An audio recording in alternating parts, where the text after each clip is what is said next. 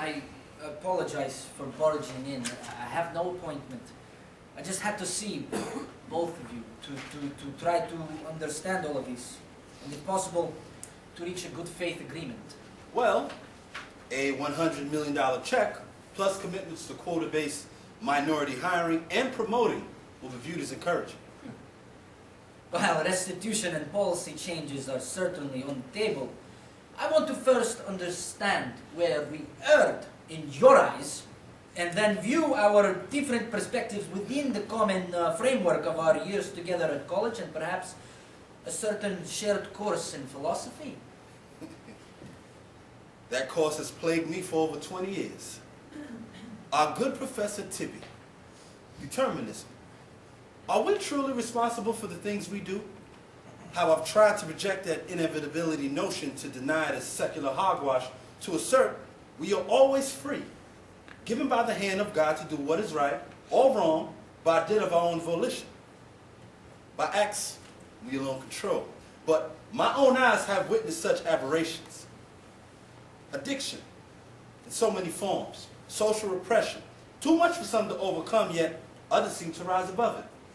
Bottom line, Andrew, my jury's still out on determinism. I've always suspected organized religion to have trumped us for-profits in sustaining their business model. How good it feels to be vindicated!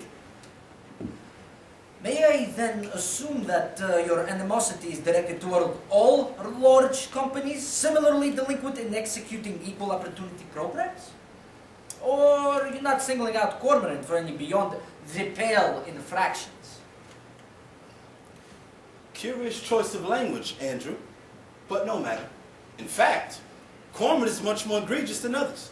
The real issue is your company's blatant racist technology posture. Your CEO publicized its computer analysis that white should win every chess game, implying black can only succeed only if white errs or condescends to let black win. Even the most insensitive among you should acknowledge this outcome is unspeakably racist. There was no attempt to disparage people of color. Chess is or was a game. The racial symbolism you ascribe to is illusionary. I assure you, this finding was achieved through iterative calculation with no preconceived expectation. If instead the results had proven blacks' inevitably winning outcome, that revelation would have been equally forthcoming via Cormorant press release. Andy, you just don't get it. It is the shared perception, not the objective truth, that is so harmful. And you cannot deny the real impact on this finding on Miss Davis and her chess championship and legacy. No, I cannot deny this. Chess is now devoid of meaning and relevance. Giselle, how did you come to support Nate's race-based affirmative action platform to begin with? I thought you saw the playing field as equal, both on the chessboard and in life. My upbringing, while not entirely colorblind, stressed the inherent good in people of all races and the opportunity we all have to succeed. This perspective changed when I became a victim of violence, my own sheltered experience. Growing up in the rural shadow of the big city never prepared me to even imagine forcible rape by a fellow student. A wealthy white man who thought me so beneath him because of my color. After it happened, I couldn't sleep for years. Most of my dreams were violent, replaying the attack over and over. But one dream was very different. Standing on the street corner, I waited for the light to change. A young black boy walked up to me. He handed me a book of matches and a multicolored pencil. Looked up at me and plaintively said, "Lady, draw me a dream." So I took the matchbook And inside, I drew a picture of a lovely African-American girl with a pretty smile. I handed it back to the boy, and I turned and started to cross the street. "Lady, I want a dream," he exclaimed. So I took back the matchbook and I drew a 2-carat diamond ring on the little girl's finger.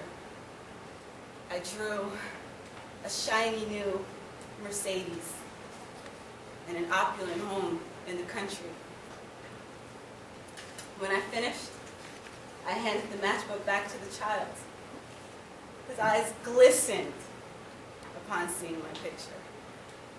"Please, lady, make it mine," he cried. So I again took the pencil, and with its sharp tip, I pricked the little boy on his forefinger, drawing blood. I let the blood fall onto the matchbook girl, onto her 2-carat diamond ring, onto the shiny new Mercedes, onto the beautiful home in the country. Breathless with excitement, he implored me, "Now, lady, make it real." So I paused and I chose another color from the pencil, and I changed the 2-carat diamond ring to glass.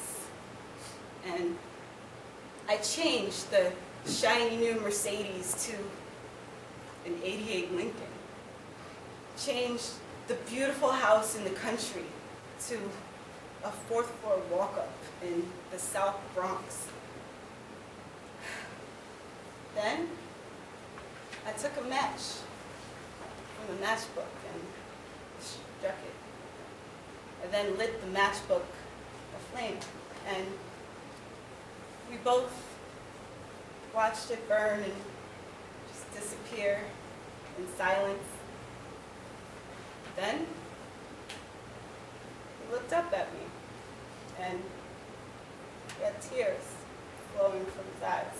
And he knew.